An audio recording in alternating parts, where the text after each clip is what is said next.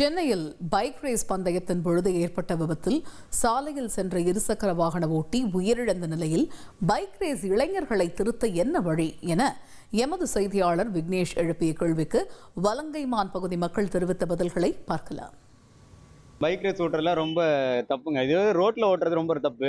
மக்கள் நடமாட்டம் இல்லாத ஏரியாவில் அதுக்குன்னு தனித்தனியாக ஏரியா இருக்குது, அங்கே ஓட்டலாம். இதெல்லாம் பார்த்து காவல்துறை கடுமையான சட்ட திருத்தங்களை கொண்டு வந்தால் மட்டும்தான் இதை திருத்த முடியும். நான் சேஃப்டியாக தான் ரோட்டில் வரேன், இருந்தாலும் எதிர்த்தாப்புல வர்றேன் இவன் மாதிரி ரேஸ் ஓட்டுறவங்களால சேஃப்டி இல்லாமல் எனக்கும் தானே பாதிப்பு ஏற்படுது. அதனால மக்களும் திருந்தணும். பொதுமக்களுக்கு விழிப்புணர்வு ஏற்படுத்துகிற மாதிரி நிறைய பிரச்சாரங்கள்லாம் கொண்டுட்டு வரணும் காவல்துறையிலிருந்து. அப்போதான் இதை தடுக்க முடியும். முதல்ல அந்த ஓட்டுறவன் எய்த்தாப்புல வரவும் நம்ம குடும்பமாக நினைக்கணும்.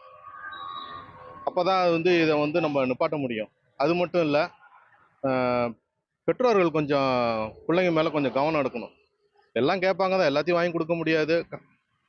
பிள்ளைங்களுக்கு அந்த கஷ்டத்தை முதல்ல சொல்லி வளர்க்கணும். பனிஷ்மெண்ட் பண்ணுற சட்டம் இருக்குது, அப்படி இருந்தும் அதெல்லாம் நடைமுறைப்படுத்துகிறாங்களான்னு தெரியல.